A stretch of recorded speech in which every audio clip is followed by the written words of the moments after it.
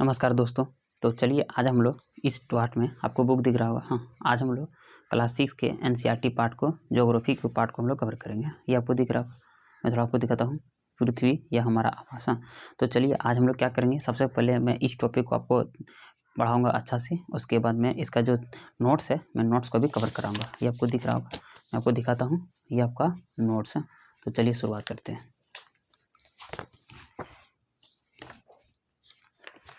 सबसे फर्स्ट आपको शो कर रहा होगा। हाँ, पहला है सौरमंडल में पृथ्वी। हाँ, हम लोग इसको जानेंगे। हाँ, चलिए देखिएगा। जहाँ तक समझाने को होगा मैं समझाऊंगा। हाँ, चला के देखिएगा। बात करें तो एनसीईआरटी बता रहा है कि सूर्यास्त के देखने के बाद आकाश को देखना कितना अच्छा लगता है। देखिए, ये सब क्वेश्चन एग्जाम अक्सर आते नहीं है। मैं आपको जो एग्जाम आते हैं वो आपको बताऊंगा, फिर आगे निकलते चल जाऊंगा। ठीक, बोले कि आसमान में पहले एक या दो चमकीले बिंदु दिखाई देते हैं, लेकिन बाद में उनकी संख्या बढ़ती जाती है। आप उनकी गणना नहीं कर सकते। संपूर्ण आकाश छोटी छोटी चमकदार वस्तुओं से भर जाता है। इनमें से कुछ चमकीले होते हैं एवं कुछ धुंधले होते हैं। ऐसा प्रतीत होता है मानो आकाश में हीरे जड़े हों। इनमें से कुछ टिमटिमाते प्रतीत होते हैं, लेकिन अगर आप उनको ध्यान से देखेंगे तो आप पाएंगे कि उनमें से कुछ की टिमटिमाहट अन्य से अलग होती है। ये बिना किसी टिमटिमाहट के चंद्रमा के समान होते हैं। देखिए, यहाँ से यहाँ तक सोचने वाली बात ये है। मैं आपको दिख रहा हूँ। हाँ, देखिए, यहाँ से यहाँ तक इसमें ये बताया कि जैसे जब भी हम लोग रात में आकाश में देखते हैं तो तारों को हम लोग क्या देखते हैं, कभी टिमटिमाते देखते हैं, कभी अस्थिर देखते हैं। तो इसके बारे में बताया। एग्जाम में यहाँ को क्वेश्चन नहीं बनते। आगे हम लोग बढ़ते हैं। जिस तरह से भी बात की है कि बोला कि तारे जो टिमटिमाते हुए नजर आते हैं। आगे बात करें तो बोले कि इन चमकीली वस्तु के साथ आप लगभग प्रतिदिन चंद्रमा को भी देखते हैं। हम लोग चंद्रमा को भी देखते हैं। बोला कि यह अलग अलग समय पर अलग अलग आकार तथा अलग अलग स्थितियों में दिखाई पड़ता है। ठीक, यहाँ क्वेश्चन बनेगा। मैं इसको टिक मार कर रखा हूँ। और क्वेश्चन बनेगा कि आप पूर्ण चंद्र को लगभग एक महीने में एक बार देख सकते हैं। पूर्ण चंद्र मतलब कि पूरा चंद्रमा को गोल गोल अब कब देखिएगा, तो गोल तब देखिएगा जब बोला एक महीना हो जाएगा। हाँ, तो बोला कि अरे ये घटना कब होती है। बोला कि ये पूर्ण चंद्रमा वाली रात को हम लोग पूर्णिमा कहते हैं। वह पूर्णिमा के दिन आपको होती है। ठीक, उसके बाद बात करें। उसके बाद फिर बोला कि 15 दिन के बाद आप ये पूर्ण चंद्रमा नहीं देख सकते हैं। 15 दिन के बाद आप इसे नहीं देख सकते। क्यों नहीं देख सकते? क्योंकि बोला कि यह नई चंद्रमा की रात्रि या अमावस्या होती है। 15 दिन के बाद क्या होता है, वो पूर्णिमा हट के अमावस्या में बदल जाता है। तो उस समय क्या होता है, चंद्रमा पूरा अंधेरा रहता है, उसमें दिखाई नहीं देता। ठीक, बोले कि ऐसी ऐसी रात में अगर आसमान साफ हो तो आप आसमान का अवलोकन अच्छी तरह से कर सकते हैं। आगे बात करें तो बोले कि क्या आपको इस बात पर आश्चर्य नहीं होता है कि हम दिन के समय चंद्रमा एवं इन सभी छोटी चमकीली वस्तुओं को क्यों नहीं देख पाते हैं? ऐसा इसलिए क्योंकि सूर्य के अत्यधिक तेज प्रकाश के कारण रात के समय चमकने वाली वस्तुओं को हम दिखाई नहीं देते। देखिए, यहाँ एक क्वेश्चन बनेगा। बोले कि सूर्य से अत्यधिक तेज प्रकाश रात के समय हमें क्या बोलेगा, कि रात के समय चमकने वाली वस्तुओं से हमें दिखाई क्यों, मतलब ये है कि जिस तरह से रात में हमें तारे और स्टार जो नज़र आते हैं वो दिन में क्यों नहीं नज़र आते हैं। तो कारण अब ये बताइएगा। मैं इसका सब बताऊंगा जब मैं तभी नोट्स पढ़ाऊंगा तो। हाँ, तो बोले इसका कारण सबसे ये होगा कि दिन में जो सूर्य का रोशनी है बहुत तेज़ी से बहुत अधिक मात्रा में है, जिसके कारण हम जो तारे रात में चमक रहे हैं वो हमको दिखाई नहीं देते हैं। ये याद रखिएगा। ठीक, आगे बात करें। यहाँ क्वेश्चन बनेगा खगोलीय पिंड से कि खगोलीय पिंड कौन कौन है। तो बात करें तो सूर्य, चंद्रमा तथा वे सभी वस्तुएं जो रात के समय आसमान में चमकती है उसे हम लोग खगोलीय पिंड कहते हैं। याद रखिएगा, खगोलीय पिंड में सूर्य, चंद्रमा तथा वे सभी वस्तुएं हैं जो रात में चमकती है उसे खगोलीय पिंड कहते हैं। आगे बात करें देखिए, कुछ खगोलीय पिंड बड़े आकार के होते हैं, बड़े आकार के, कुछ गर्म होते हैं तथा कुछ गैसों से बने होते हैं और इनके पास अपनी ऊष्मा और प्रकाश होता है। यहाँ पर बहुत अच्छा क्वेश्चन पूछता है कि जितने भी जो खगोलीय पिंड है, पहली बात है कि वो क्या है, वो बहुत बड़े आकार के होंगे, वो बहुत गर्म भी होंगे और वह गैसों से भी बने होते हैं और उनके पास अपनी ऊष्मा और प्रकाश भी होता है। ठीक, अगर बात करें और वो बहुत अधिक मात्रा में ऊष्मा को उत्सर्जित भी करते हैं। और इन खगोलीय पिंडों को हम लोग तारा कहते हैं। उसमें सबसे बेस्ट एग्जाम्पल सूर्य। हाँ, सूर्य भी एक तारा। बहुत अक्सर क्वेश्चन पूछे कि सूर्य क्या है, तो सूर्य एक तारा। याद रख लेगा। चलिए मैं आगे पार्ट को अगर कवर करता हूँ।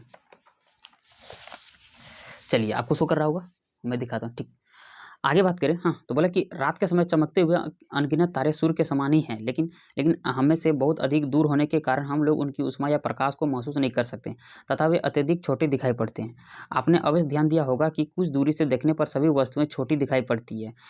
अत्यधिक ऊंचाई पर उड़ रहा हवाई जहाज कितना छोटा दिखाई देता है। रात्रि में आसमान को देखते समय आप तारों के विभिन्न समूह द्वारा बनाई गई विभिन्न आकृतियों को देख सकते हैं। देखिए, यहाँ से इसमें ये बताया कि देखिए अक्सर हम लोग देखते हैं कि जो तारे हैं बहुत अक्सर छोटे दिखते हैं, लेकिन बोला कि जैसे कि सूर्य होगा उनको इतने बड़े दिखाने का कारण ये है कि वो नज़दीक है। हाँ, जो नज़दीक होगा वो बड़ा दिखेगा, जो दूर होगा वो छोटा दिखेगा। ये ओबीसी बात है, नॉर्मल हम लोग जानते हैं। इसका एग्जाम्पल पता है कि जिस तरह से हवा जो देखिए नीचे बहुत बड़ा होता है, लेकिन जब वो आसमान में उड़ता है तो काफ़ी बड़ा दिखता है। ये वाला आपको पकड़, लेकिन एग्जाम ये सब आते नहीं है, जो आएंगे मैं बताते चल जाऊँगा। ये एग्जाम में यहाँ से आते हैं नक्षत्र मंडल। बोले क्या बोला कि रात्रि में आसमान की ओर देखते समय आप तारों के विभिन्न विभिन्न समूहों के द्वारा बनाई गई क्या लिखा आकृति, इसमें क्या होगा, नक्षत्र मंडल क्या है, मतलब तारों का एक समूह है, एक ग्रुप्स होगा, हाँ, मतलब कि नक्षत्र मंडल कहलाते हैं। उसमें से सबसे बेस्ट एग्जाम्पल होगा नक्षत्र मंडल में अर्सा मेजर। हाँ, अर्सा मेजर को बिग बियर या इसको इसको बिग बियर या अर्सा मेजर के नाम से जानते हैं। बोला कि यह एक नक्षत्र मंडल, हाँ, बात करें आगे तो बोला कि बहुत आसानी से पहचान में आने वाला नक्षत्र मंडल है सप्तऋषि। सप्तऋषि मतलब सप्त सात, मतलब कि यह 7 तारों का कॉम्बिनेशन है। मैं थोड़ा फोटो दिखाता हूँ सप्तऋषि का। देखिए एक लड़की इसको दिख रहा होगा, ये दिख रहा है, ठीक। ये बोले कि यह 7 तारों का समूह है जो कि नक्षत्र मंडल आशा मेजर का ही भाग है। मतलब सप्तऋषि क्वेश्चन पूछेगा कि सप्तऋषि किसका भाग है, तो वो आशा मेजर का ही भाग है, ठीक। आपने बोला कि अपने परिवार या पड़ोस में किसी बड़े व्यक्ति से कहिए कि वो आपको आसमान में और अधिक तारों और नक्षत्रों के बारे में आपको बताए, ठीक। एग्जाम में सब बातें नहीं है। बोले कि प्राचीन समय में लोग, ये तो क्वेश्चन आते हैं अक्सर, हाँ, रात्रि में दिशा का निर्धारण करने के लिए, हाँ, रात्रों में दिशा का निर्धारण करने के लिए तारों की सहायता से करते थे। उसमें से कौन तारा सबसे ज़्यादा योगदान देता था, तो उसमें से बात करें तो ध्रुव तारा। हाँ, ध्रुव तारा जो है वो हमेशा उत्तर दिशा में आपको बताएगा, हाँ। और इसके द्वारा जो प्राचीन काल के लोग थे वो क्या करते थे रात्रि मतलब कि डायरेक्शन को वो कवर करते थे इस तारा को देते थे, हाँ, क्योंकि ये हमेशा उत्तर दिशा में होता था, ठीक। आगे बात करें तो कहा जाता है, हम लोग बोले कि यह आसमान में हमेशा एक ही स्थान पर रहता है। हम सप्तऋषि की सहायता से ध्रुव तारों की स्थिति को जान सकते हैं। हाँ, बोला कि यदि सप्तऋषि मंडल के संकेतक तारों को आपस में मिलाते हुए एक काल्पनिक रेखा खींची जाए तो उसे आगे की ओर बढ़ाया जाए तो यह ध्रुव तारा की ओर इंगित करेगी, ठीक। हम लोग जान रहे हैं, देखो फोटो दिख रहा है, आपको दिखाता हूँ, ये ध्रुव तारा दिख ले, इस तरह से ये ध्रुव तारा नजर आएगा। आगे बात करें, बोले कि देखो कुछ खगोलीय पिंड, हाँ, बोले कि कुछ खगोलीय पिंड में अपना प्रकाश में ऊष्मा नहीं होती है। हमने जिस तरह बोले खगोलीय पिंड में प्रकाश ऊष्मा होता है, लेकिन इसमें बोले कि कुछ खगोलीय पिंड में प्रकाश और ऊष्मा नहीं होती है। बोले कि वे तारों के प्रकाश से, मतलब ये क्वेश्चन आएगा कि वह तारों के प्रकाश से प्रकाशित होते हैं, उसे हम लोग ग्रह कहते हैं। देखिए ग्रह तारा में बस इम्पोर्ट ये है, वो प्रकाश से रिलेटेड है। तारा में अपना प्रकाश खुद होता है और ग्रह में अपना प्रकाश नहीं होता है, लेकिन ग्रह क्या करता है, वो तारे के प्रकाश से खुद प्रकाशित होता है, ठीक। बोले कि देखो ग्रह जिसे अंग्रेजी में प्लानेट कहते हैं, इसे ये ग्रीक भाषा से यहाँ प्लानेट जो शब्द है वो ग्रीक भाषा से बना हुआ है, क्योंकि एग्जाम अक्सर पूछे कि ग्रीक जो भाषा वो है प्लेनेटाइट, हाँ, इससे बना। इसका अर्थ होता है परिभ्रमक, या इसका बात करें तो जैसे कि चारों ओर घूमने वाला, हाँ। देखो पृथ्वी भी एक प्लैनेट है। पृथ्वी जिस पर हम रहते हैं वह एक ग्रह है। बोले कि ये अपना संपूर्ण प्रकाश और ऊष्मा सूर्य से प्राप्त करती है, हाँ, जो पृथ्वी के सबसे नज़दीक का तारा, हाँ, पृथ्वी के सबसे नज़दीक का तारा अगर पूछे तो वो है सूर्य, ठीक। देखो पृथ्वी को सबसे अधिक दूरी से जैसे कि चंद्रमा से देखने पर चंद्रमा की, अगर मान लो कि चंद्रमा से अगर हम पृथ्वी को देखेंगे तो वह उसी तरह से चमकती हुई प्रतीत होगा जिस तरह से चंद्रमा हमें पृथ्वी से चमकता हुआ प्रतीत नजर आता है, हाँ। लेकिन याद रखिएगा चंद्रमा का भी कोई प्रकाश नहीं होता, वो सूर्य के प्रकाश से ही चमकता है, ठीक। यहाँ तो कुछ रोचकता दिया, मैं बताता हूँ। लिखा कि बृहस्पति, शनि और यूरेनस के चारों ओर छल्ले मतलब रिंग्स हैं, मतलब रिंग्स मैं दिखाऊंगा रिंग्स क्या है। हाँ, बोले कि छल्ले विभिन्न पदार्थों के असंख्य छोटे छोटे पिंडों से बनी पट्टियां होती हैं। यह पृथ्वी से इन छल्लों को शक्तिशाली दूरबीन की सहायता से देख सकते हैं। चलिए आगे देखते हैं। ये वाला मैं वाला दिखाऊंगा, भीतर में दिखा देता हूँ। देखिए ये सूर्य हो गया, तो सूर्य के साथ अगर पढ़ेंगे सूर्य के साथ हम लोग पूरा 8 ग्रह पढ़ेंगे, ये दिख रहा है आपको, हाँ, 8 प्लैनेट पढ़ेंगे। देखिए 8 कौन कौन, सबसे पहले बोले बुध पढ़ेंगे, उसके शुक्र पढ़ेंगे, फिर पृथ्वी मंगल, उसके बाद बृहस्पति, उसके बाद शनि, उसके बाद यूरेनस, उसके बाद नेपच्यून, ये सब पढ़ेंगे। टोटल 8 ग्रह के बारे में इसके बारे में नोट्स में कर दिया हूँ, आपको नोट्स में आपको बढ़िया सबको दिखाऊंगा। हाँ, अभी चलिए हम लोग यहाँ से पढ़ते हैं, बुक पढ़ रहे अभी। आगे देखिए दिख रहा होगा, बोला कि देखो आसमान में दिखने वाले चंद्रमा एक उपग्रह है। हम लोग पढ़ लिखे चंद्रमा उपग्रह है, हाँ, पृथ्वी एक ग्रह है, ठीक है। और जो सूर्य है वो एक तारा है, ठीक। बोले कि ये हमारी पृथ्वी का सहचर मतलब कि वह पृथ्वी जैसा ही नजर आता है, ठीक। तथा इसके चारों ओर चक्कर लगाता है। किसका मतलब बात करें, जो ग्रह है, ग्रह जो है वो ग्रह के चारों ओर उपग्रह चक्कर लगाता है, याद रखिएगा। बोले कि ये हमारे पृथ्वी के समान है तथा 7 अन्य ग्रह हैं जो सूर्य के प्रकाश और ऊष्मा से प्रकाशित होते हैं, ठीक। और बोले कि उनके पास भी चंद्रमा है। चंद्रमा मतलब कि देखिए बहुत सारा मून हम लोग पढ़ेंगे, जैसे पृथ्वी का एक मात्र मून है वह है चंद्रमा, हाँ। आगे देखिए, अब चलिए सौरमंडल पढ़ते हैं, ये दिख रहा होगा। देखिए सूर्य, हाँ, सूर्य 8 ग्रह उपग्रह तथा कुछ अन्य खगोलीय पिंड जैसे कि क्षुद्र ग्रह एवं उल्का पिंड मिलकर सौरमंडल का निर्माण करते हैं। क्वेश्चन आएगा कि सौरमंडल का निर्माण किसे करते हैं, तो सूर्य हो गया, 8 ग्रह हो गया, उपग्रह हो गया, कुछ बहुत सारे अन्य खगोलीय पिंड होगा जिसमें से क्षुद्र ग्रह हो गया, उल्का पिंड, ये सब मिल जाएगा तो सौरमंडल का निर्माण करेगा। अगर बात करें सौरमंडल का मुखिया कौन है, सौरमंडल का मुखिया बात करें सूर्य, हाँ। और ये पूरा सौर परिवार का सदस्य की बात करें, परिवार जिसको गार्जियन जिसको बोलते हैं वो हम लोग सूर्य को ही बोलेंगे, ये समझ आएगा। आगे अब चलिए एक एक करके हम लोग क्या कहते हैं खगोलीय पिंड के बारे में डिलीट करेंगे। सूर्य के बारे में बात करें तो सूर्य बात करें, सूर्य सौरमंडल का केंद्र है, मतलब मतलब वो सेंटर में रहता है और ये बहुत बड़ा है और ये अत्यधिक गर्म गैसों से बना है। अक्सर क्वेश्चन आते हैं, ये अत्यधिक गर्म गैसों से बना है, बोले कि इसका खिंचाव बल इसे सौरमंडल को बांधे रखता है और ये सूर्य सौरमंडल के लिए प्रकाश उष्मा का एकमात्र स्रोत है। मतलब हमको पता होगा कि जितने भी जो तारे होते हैं, तारे में खुद प्रकाश होता है और उष्मा होता है, लेकिन ग्रह में प्रकाश और उष्मा नहीं होता है, जिसके कारण वह सूर्य से प्रकाश और उष्मा को ग्रहण करता है। हाँ, हमारी जो पृथ्वी है वो एक ग्रह है और उसमें जो प्रकाश आता है वह सूर्य से प्राप्त करता है। पृथ्वी के पास कोई प्रकाश नहीं होता है, चंद्रमा के पास भी कोई प्रकाश नहीं होता, वह एक उपग्रह है। वो क्या करते हैं, वह सूर्य के प्रकाश से वो चमकता है, लेकिन हमें लगता है कि चंद्रमा का प्रकाश है, लेकिन उसके पास प्रकाश नहीं है। ये समझ आइएगा आगे। लेकिन बोले कि हम इसकी अत्यधिक तेज उष्मा को महसूस नहीं कर सकते। देखिए हम लोग सूर्य का जो प्रकाश है, देखिए बोल रहा है कि हम लोग जब उसका प्रकाश पृथ्वी पर आता है, लेकिन इसकी उष्मा को हम महसूस क्यों नहीं कर सकते। वो यहाँ कारण एनसीईआरटी बता रहा है कि हम महसूस इसलिए नहीं कर सकते क्योंकि ये बहुत दूर है। देखिए जब कोई वस्तु दूर होगा, अगर अब ऐसे एग्जाम्पल समझिए, मान लो कहीं आग जला के बैठे हैं, आग जला के पास अगर आप बैठिए तो आपको अधिक गर्मी महसूस होगा, लेकिन अगर वही आग अब बात करें तो कुछ क्या बोले 100 मीटर या अगर मान लीजिए 50 मीटर दूर बैठा दीजिए, मतलब जला दीजिए, तो आपको गर्मी कम महसूस होगा। उसी तरह से जो सूर्य है वो हमसे बहुत मतलब करोड़ बात करें तो करोड़ों किलोमीटर दूर है, इसलिए उसका प्रकाश आते हैं लेकिन उतना गर्मी महसूस नहीं होता। हाँ, लेकिन अभी देखिए पर्यावरण के कारण अभी गर्मी आप लोग को महसूस होता होगा, 50-55 डिग्री अभी तापमान आपको हर जगह मिल रहा होगा। ठीक है, तो हम लोग एग्जाम की तैयारी करते हैं, हम लोग एग्जाम पढ़ेंगे। हाँ, इसलिए बात करें सूर्य, तो सूर्य की बात करें तो जो सूर्य है जो कितना दूर है पृथ्वी से, यार एग्जाम खूब आता है क्वेश्चन ये।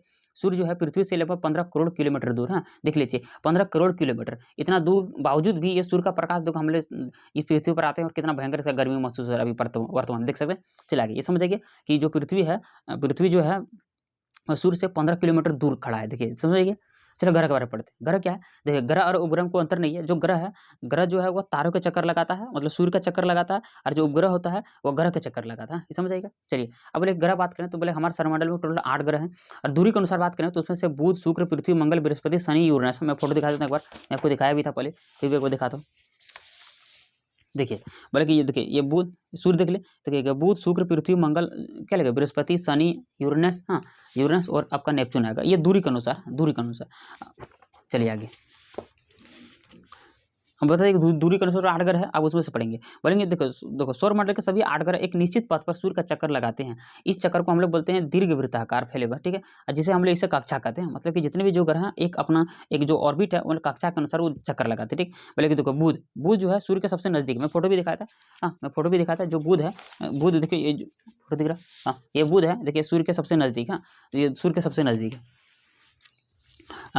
जब बुध ग्रह है जो सूर्य के सबसे नजदीक है। हाँ, ये अपनी कक्षा सूर्य के चारों ओर एक चक्कर पूरा करने में लगभग 88 दिन लगता है। ये तो याद रखिएगा, बुध जो ग्रह सबसे, क्योंकि सबसे नजदीक है तो नजदीक है तो उसको चक्कर लगाने में कम समय लगेगा, तो 88 मतलब 88 दिन में पूरा करते हैं। उसी तरह से शुक्र की बात करें, शुक्र को पृथ्वी का जुड़वा ग्रह कहा, ये आज तक बात करें तो कम से कम ये 100 बार क्वेश्चन आ चुका होगा। हाँ, कि पृथ्वी का जुड़वा ग्रह किसे कहा जाता है, तो शुक्र को कहा जाता है। याद रख लीजिएगा, शुक्र को पृथ्वी का जुड़वा ग्रह। आखिर जुड़वा ग्रह क्यों कहा जाता है, जुड़ा मतलब कि समान, मतलब इसका मतलब ये है कि पृथ्वी का आकार और आकृति लगभग लगभग शुक्र के समान है। मतलब ये बात करें शुक्र का जो आकार और आकृति है वो पृथ्वी के समान है, इसीलिए हम लोग क्या बोलते हैं, शुक्र को पृथ्वी का जुड़वा ग्रह बोलते हैं। आपको समझ गए, आगे बात करें। देखिए अभी तक हम लोग प्लूटो भी एक, देखो पहले जब हुआ था जब प्लूटो को भी हम लोग ग्रह का मान्यता देते थे, तभी टोटल 9 ग्रह होते थे। लेकिन आगे जाके 2006 में, हाँ 2006 में जब खगोलीय संघ का एक बैठक हुआ तो उसमें इसको हटा दिया गया। हाँ, क्यों हटा गया, मैं जब इसका थ्योरी पार्ट है उसमें बढ़िया बचा से, लेकिन फिर भी बता देता हूँ। देखिए कोई भी जो ग्रह होता है, ग्रह का 3 कंडीशन होता है। पहला कंडीशन ये होता है कि वो अपना ऑर्बिट में कक्षा करे, मतलब ऑर्बिट में कक्षा करे, प्लस में वो उसके पास गुरुत्वाकर्षण बल हो। लेकिन जो जो बात करें जो प्लूटो था ना, वो प्लूटो जो था वो दूसरे ग्रह को क्या कर रहा था, मतलब वो उसका जो ऑर्बिट है उसको ऑर्बिट काट रहा था, जिसके कारण इसको हटा दिया गया। लेकिन हम लोग एग्जाम पढ़ेंगे। हाँ, हम लोग 6 क्लास ही पढ़ रहे हैं अभी। हाँ, बोले कि जो प्लूटो था, प्लूटो को पहले ग्रह का दर्जा दिया था, लेकिन 2006 के बाद अब उसको हटा के बोना ग्रह दे दिया है। हाँ, लेकिन एग्जाम में अक्सर आएंगे कि बोना ग्रह और कौन कौन सा है, तो देखिए 2000 यूबी 313। हाँ, ये जितने भी ये बोना ग्रह है, सीरस भी बोना ग्रह है और प्लूटो तो खुद बोना ग्रह कर दिया गया, तो टोटल 3 बोना ग्रह मिलेगा। तो 2003 यूबी 313, उसके बाद सीरस और प्लूटो, याद रख लीजिए, बहुत एग्जाम में इंपॉर्टेंट आती है बोले। आप चलाते हैं अपना पृथ्वी के बारे में। हाँ, देखिए पृथ्वी दिख रहा है, बात करें तो अगर पृथ्वी की बात करें तो बोला कि सूर्य से दूरी के हिसाब से तीसरा, दूरी के हिसाब, मेरा कोई फोटो दिखाता हूँ, बोला कि दूरी के हिसाब से तीसरा। हाँ, देखिए पृथ्वी का, देखिए सबसे पहले हम लोग बुध देखे, बुध का शुक्र, तीसरा देखे पृथ्वी। हाँ, ये पृथ्वी है, ये दूरी के हिसाब से तीसरा। हाँ, ये दूरी के हिसाब से तीसरा। और आकार की बात करें तो आकार में ये 5वां सबसे बड़ा ग्रह होगा। हाँ, आपको दिख रहा होगा, ठीक ठीक है। देखिए देखो सूर्य से दूरी के हिसाब से बात करें तो ये तीसरा सबसे बड़ा ग्रह है और आकार में ये 5वां सबसे बड़ा ग्रह है। ये बहुत अक्सर एग्ज़ाम आते हैं। दूरी से तीसरा और आकार में सबसे बड़ा मतलब आकार में 5वां सबसे बड़ा ग्रह, हाँ। बोले कि ये ध्रुव के पास थोड़ी चपटी हुई है। ये कारण है कि इसके आकार को भूआभा कहा जाए। मतलब कि क्वेश्चन करे आपसे कि पृथ्वी का आकार कैसा है? तो भूआभा है। अब देखो भूआभा का अर्थ होता है पृथ्वी के समान, हाँ। मतलब पृथ्वी के समान आकार। आगे बात करें। पृथ्वी की बात करें तो पृथ्वी में जीवन के लिए अनुकूल परिस्थितियाँ संभवतः केवल पृथ्वी पर ही पाई जाती है। जीवन बात करें तो टोटल 8 ग्रह हैं, 8 ग्रह में कहीं भी जीवन की संभावना नहीं है। हाँ, लेकिन पृथ्वी एक ऐसा ग्रह है मतलब कि सॉरी बोले 8 ग्रह में से केवल पृथ्वी एक ऐसा ग्रह है जहाँ पर जीवन पाई जाती है। क्यों? क्योंकि बोले कि पृथ्वी पृथ्वी न तो अधिक गर्म है और न ही अधिक ठंडी है। यहाँ पानी एवं वायु उपस्थित है, जो हमारे जीवन के लिए आवश्यक है। वायु में जीवन के लिए आवश्यक गैसें जैसे कि ऑक्सीजन मौजूद है। इन्हीं कारणों से पृथ्वी सौरमंडल का सबसे अद्भुत ग्रह। क्वेश्चन आएगा कि पृथ्वी का अद्भुत ग्रह कौन-सा है? तो वह पृथ्वी। क्यों? क्योंकि यहाँ पे जीवन रहने के लिए सब चीज़ें उपलब्ध कराए रहे हैं। बाकी अदर ग्रहों में आपको ये सब मिलेंगे नहीं, ठीक है? देखो बोला कि बात करें अंतरिक्ष से पृथ्वी को देखने पर ये नीले रंग का दिखाई देता है। क्यों दिखाई देता है? कारण ये है क्योंकि इसका 2/3 भाग पानी से ढका हुआ है। इसके कारण ये नीला ग्रह इसीलिए पृथ्वी को हम लोग नीला ग्रह कहते हैं। याद रख लीजिएगा ये बहुत इम्पोर्टेंट एग्ज़ाम में ये सब क्वेश्चन खूब भर-भर के आते हैं। चलिए चंद्रमा की पढ़ते हैं। चंद्रमा क्या है? ये पृथ्वी का एक उपग्रह है, हाँ, पृथ्वी का एक प्राकृतिक उपग्रह है। मतलब कि इसको मतलब कि नेचर ने खुद बनाया है, हम लोग ने इसको नहीं बनाया है। आजकल हम लोग बहुत सारा प्राकृतिक मतलब नेचुरल मतलब कि आर्टिफ़िशियल उपग्रह हम लोग सैटेलाइट को बाहर भेज रहे हैं, उसको भी उपग्रह ही बोलते हैं। लेकिन जो चंद्रमा है, वो प्राकृतिक है, मतलब कि वो नेचर ने उसको खुद निर्माण किया है, चंद्रमा। चलिए बात करें। ह हमारे हमारी पृथ्वी का व्यास केवल एक उपग्रह है जिसका नाम है चंद्रमा। इसका व्यास की बात करें, ये पृथ्वी के व्यास का केवल 1/4 याद रखिएगा। चंद्रमा का जो व्यास है, वो पृथ्वी के व्यास का 1/4 है। बल्कि यह इतना बड़ा इसलिए प्रतीत होता है, अगर बात करें जब से इतना छोटा है तो इतना बड़ा क्यों नज़र आता है? तो इतना बड़ा करने का कारण ये है क्योंकि ये हमारे अन्य ग्रहों की अपेक्षा सबसे नज़दीक है। हम पहले बताए थे, जब एरोप्लेन नीचे उड़ता है तो हमको बड़ा नज़र आता है, लेकिन वही जब ऊपर चल जाता है तो एक लगता है कि चींटी से भी छोटा होगा। चींटी नहीं, पक्षी से भी छोटा होगा।